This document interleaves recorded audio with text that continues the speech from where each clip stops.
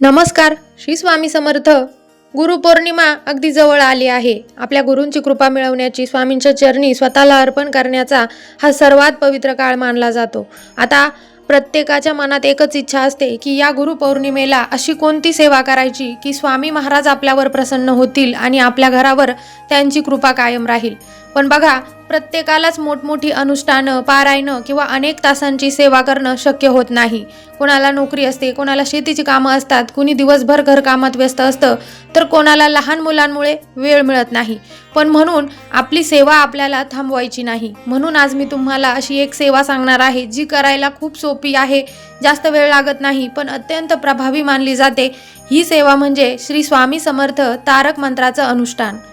आता आजपासून तुम्ही गुरुपौर्णिमेपर्यंत ही सेवा नक्की सुरू करा. अजूनही वेळ गेलेली नाही. आज पहिला दिवस समजून सुरुवात करा. आता काहींची 21 दिवसांची सेवा सुरू आहे. आता तुम्हाला काही कारणास्तव ही 21 दिवसांची स्वामी सेवा करायला जमलं नाही, तर तुम्ही आत्ता या क्षणापासून, हा व्हिडिओ तुमच्यापर्यंत आला त्या क्षणापासूनच सेवेला सुरुवात करा. आता तुम्हाला 21 दिवसाचं अनुष्ठान करायचं असेल तर 21 दिवसांचं करा, 11 दिवसांचं करा किंवा 7 दिवसांचं, 3 दिवसांचं सुद्धा तुम्ही तारक मंत्राचं अनुष्ठान करू शकतात. आणि अगदीच जर तुम्हाला काहीच शक्य नसेल तर गुरुपौर्णिमेनिमित्त रोज किमान एकदा तरी मनापासून तारक मंत्राचं पठण करा. बघा, तारक मंत्र हा फक्त काही ओळींचा मंत्र नाही, तर या मंत्राचा प्रत्येक शब्द आपल्या मनाला धैर्य देणारा आहे. आपण जेव्हा हा मंत्र म्हणतो तेव्हा आपलं मन शांत व्हायला लागतं, भीती कमी व्हायला लागते, मनामध्ये एक वेगळाच आत्मविश्वास निर्माण होतो आणि सर्वात महत्त्वाचं म्हणजे स्वामी आपल्या पाठीशी आहे ही भावना अधिक दृढ होत जाते.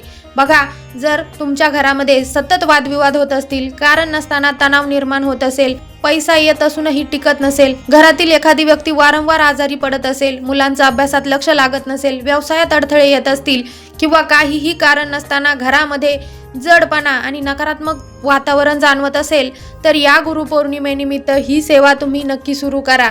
आता ही सेवा कशी करायची ते अगदी सोप्या पद्धतीनं आपण समजून घेऊया.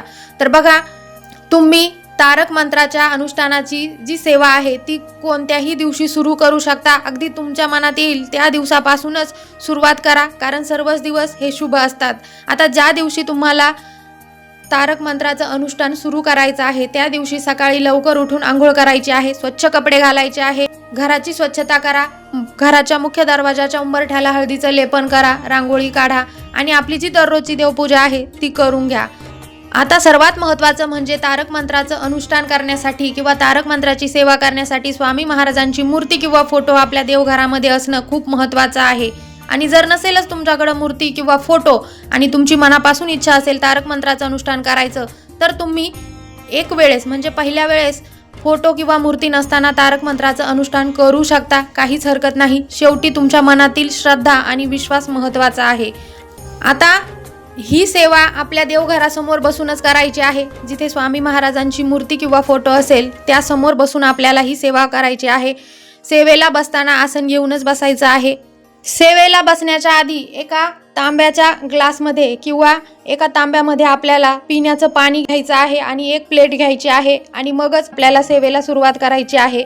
सर्वप्रथम आपल्याला स्वामी महाराजांसमोर तेलाचा किंवा तुपाचा दिवा लावायचा आहे, धूप अगरबत्ती लावायची आहे आणि सर्वात आधी आपल्याला संकल्प करायचा आहे. आता कोणतीही सेवा संकल्पाशिवाय पूर्णत्वास जात नाही, म्हणून आपल्याला संकल्प करायचा आहे. संकल्प फक्त पहिल्या दिवशीच करायचा आहे.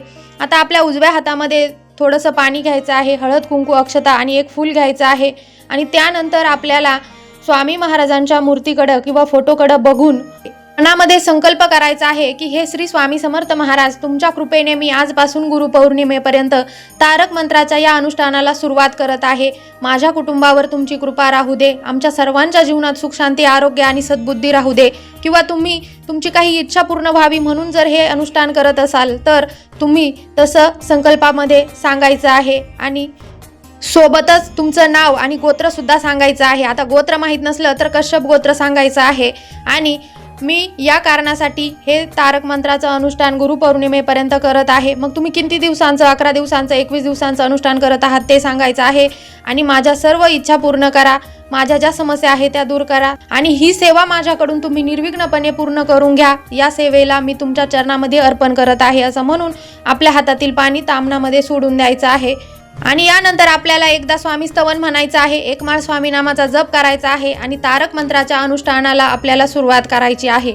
आता तारक मंत्र म्हणण्याच्या आधी आपण जो ग्लास भरून पाणी घेतला आहे किंवा तांब्या भरून घेतला आहे तो प्लेटमध्ये आपल्याला आपल्या समोर ठेवायचा आहे. देवघरात ठेवा किंवा देवघराच्या खाली ठेवा. तांब्या किंवा ग्लास ठेवताना जमिनीवर ठेवू नका, प्लेटमध्ये ठेवा. आणि आपला जो उजवा हात आहे तो आपल्याला त्या ग्लासवर किंवा तांब्यावर ठेवायचा आहे. किंवा तुमच्या उजव्या हाताची 3 बोटे म्हणजेच करंगळी आणि अंगठा सोडता जी 3 बोटे उरतात ती त्या पाण्यामध्ये टाकायची आहे आणि तारक मंत्राचं पठण आपल्याला करायचं आहे. आता तुम्ही तारक मंत्राचं 11 किंवा 21 वेळा पठण करायचं आहे. पण जेवढ्या वेळा तारक मंत्र तुम्ही म्हणणार आहात तेवढ्या वेळा पूर्ण श्रद्धेनं आणि एकाग्रतेनं तारक मंत्र म्हणायचं आहे. तारक मंत्र म्हणताना खूप घाई करायची नाही, हळू आवाजात आपल्याला तारक मंत्र म्हणायचा आहे. आता एकदा तारक मंत्र म्हणायला साधारणतः 2 ते 3 मिनिटच लागतात. आता जर तुम्ही दररोज तारक मंत्र म्हणत असाल तर खरंच तुम्हाला 2 मिनिटापेक्षाही कमी वेळ तारक मंत्र म्हणायला लागत असेल आणि त्यामुळे 11 वेळा तारक मंत्र म्हणायला फक्त 10 ते 15 मिनिटं तुम्हाला लागू शकतात आणि इतका वेळ तर आपण दररोज सहज काढू शकतो. आता मंत्र पूर्ण झाल्यानंतर स्वामींना नमस्कार करायचा आहे. आता जोपर्यंत आपली सेवा चालू आहे तोपर्यंत आपल्याला अगरबत्ती लावून ठेवायची आहे. सुरुवातीलाच 2 अगरबत्ती लावायच्या आहे, अगरबत्ती विझू द्यायची नाही. अगरबत्ती जर विझली तर आपल्याला पुन्हा नव्याने 2 अगरबत्ती लावायची आहे. अशा प्रकारे आपली सेवा पूर्ण होईपर्यंत अगरबत्ती ही आपल्याला चालू ठेवायची आहे. आता 11 वेळा तारक मंत्र म्हणून झाल्यानंतर आपल्याला जी अगरबत्तीची रक्षा आहे त्यातील थोडीशी अगरबत्तीची रक्षा आपण जो ग्लास भरून घेतला आहे त्या पाण्यामध्ये टाकायची आहे. खूप जास्त रक्षा टाकायची नाही, कारण आजकालच्या अगरबत्तीमध्ये जास्त प्रमाणात केमिकल असतं आणि म्हणून फक्त थोडंसं अगदी चिमूटभरापेक्षाही कमी अगरबत्तीची रक्षा आपल्याला त्या ग्लासमधील पाण्यामध्ये टाकायची आहे. आता त्या ग्लासमध्ये किंवा तांब्यामध्ये जे पाणी आहे ते साधारण पाणी राहिलेलं नाही, ते तारक मंत्राचं अभिमंत्रित असं तीर्थ तयार झालेलं आहे. आणि मग सेवा झाल्यानंतर ते पाणी तुम्ही स्वतः प्यायचं आहे, घरातील सर्व व्यक्तींना प्यायला द्यायचं आहे. आता यातील थोडंसं पाणी तुम्ही तुमच्या घरामध्ये सर्व खोल्यांमध्ये थोडंसं शिंपडायचं आहे. फक्त टॉयलेट बाथरूमची जागा सोडून सर्व खोल्यांमध्ये आपल्याला हे पाणी शिंपडायचं आहे. यातील थोडंसं पाणी तुम्ही दरवाजावर किंवा घराबाहेर सुद्धा शिंपडायचं आहे. असं केल्याने घरामध्ये जी काही नकारात्मकता असते ती दूर होते, घरामध्ये प्रसन्नतेचं वातावरण निर्माण होतं, तुमच्या मनात सुद्धा सकारात्मक विचार येतात आणि आपल्या घरामध्ये शांतता निर्माण होत असते. घराबाहेर जर काही वाईट शक्ती असतील, घरामध्ये वाईट शक्ती असतील तर त्या सुद्धा दूर होत असतात. आता जर घरातील एखादी व्यक्ती तीर्थ घेण्यास नकार देत असेल तर त्यावर वाद घालत बसायचा नाही. या तीर्थातलं थोडंसं तीर्थ आपल्या पाणी पिण्याच्या माठामध्ये किंवा हंड्यामध्ये टाकायचं आहे किंवा जेवताना सर्व व्यक्तींच्या पिण्याच्या पाण्यामध्ये हे पाणी टाकून द्यायचं आहे. पण एक गोष्ट कायम लक्षात ठेवा, सेवा ही मोजमापानं होत नाही, सेवा मनापासून होते. आता तुम्ही 21 वेळा मंत्र म्हणा किंवा एकदाच म्हणा, पण तो पूर्ण श्रद्धेनं म्हणा, स्वामी महाराजांवर पूर्णपणे विश्वास ठेवूनच म्हणा, कारण स्वामींना आपल्या शब्दांपेक्षा आपला भाव जास्त महत्त्वाचा असतो. आता सर्वात महत्त्वाचं म्हणजे ही सेवा करताना कोणते नियम पाळायचे आहे तर बघा, सर्वात पहिली गोष्ट म्हणजे शक्यतो रोज एकाच वेळेला तारक मंत्राचं पठण करा. एक दिवस सकाळी, दुसऱ्या दिवशी रात्री, तिसऱ्या दिवशी दुपारी असं न करता शक्य असेल तर एका ठराविक वेळेमध्येच तारक मंत्राचं पठण करा. त्यामुळे आपल्या सेवेमध्ये सातत्य राहतं. दुसरी गोष्ट म्हणजे मंत्र म्हणताना कोणतीही घाई करू नका. लवकर मंत्र संपवण्यासाठी भराभर म्हणू नका. प्रत्येक शब्द स्पष्ट आणि मनापासून म्हणा. तिसरी गोष्ट म्हणजे सेवा सुरू केल्यानंतर मध्येच खंड पडू द्यायचा नाही. जर तुम्ही 11 किंवा 21 दिवसांचा संकल्प केला असेल तर तो पूर्ण करण्याचा प्रयत्न करा. सेवेमध्ये खंड पडू देऊ नका. आता जर एखाद्या दिवशी सकाळी वेळ मिळाला नाही तर त्या दिवशी संध्याकाळी सेवा पूर्ण तुम्ही करू शकता, काही हरकत नाही. आता पुढचा नियम आहे की तारक मंत्राचं जेव्हा अनुष्ठान चालू असतं तेव्हा शक्य तितकं शांत राहण्याचा प्रयत्न करा. कोणाशी विनाकारण भांडू नका. चुकीचं बोलणं, राग, कटू शब्द टाळायचे आहे. सेवा फक्त मंत्र म्हणण्यानं पुरं होत नाही तर आपल्या वागण्यात सुद्धा त्याचा परिणाम दिसायला हवा.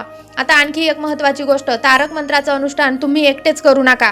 शक्य असेल तर तुमच्या घरामधील इतर सदस्यांना सुद्धा 2 मिनिटं तुमच्यासोबत बसायला सांगा. लहान मुलांना सुद्धा स्वामीचं नाव घेण्याची सवय लावा. आता घरात एकत्र बसून स्वामींचं नामस्मरण झालं तर घरातील वातावरण सुद्धा भक्तिमय होतं आणि स्वामी महाराजांची कृपा आपल्या घरावर राहते. आणि सर्वात महत्त्वाचं म्हणजे तारक मंत्राचं अनुष्ठान चालू असताना शक्यतो मांसाहार आपल्याला टाळायचा आहे. परान्न वर्ज नाही केलं तरी चालेल, तुम्ही ब्रह्मचर्याचं पालन नाही केलं तरी चालेल. आणि जेव्हा अनुष्ठान पूर्ण होणार आहे म्हणजे शेवटच्या दिवशी या अनुष्ठानाचं असं सागर संगीत काही उद्यापन नसतं. आपल्याला शेवटच्या दिवशी काहीतरी गोडाधोडाचा नैवेद्य स्वामी महाराजांना दाखवायचा आहे. आणि गुरुपौर्णिमेनिमित्त अजून जेवढे दिवस आहे तेवढे दिवस तुम्ही ही सेवा नक्की करा. गुरुपौर्णिमेच्या नंतरही तुम्ही ही सेवा कंटिन्यू करू शकतात.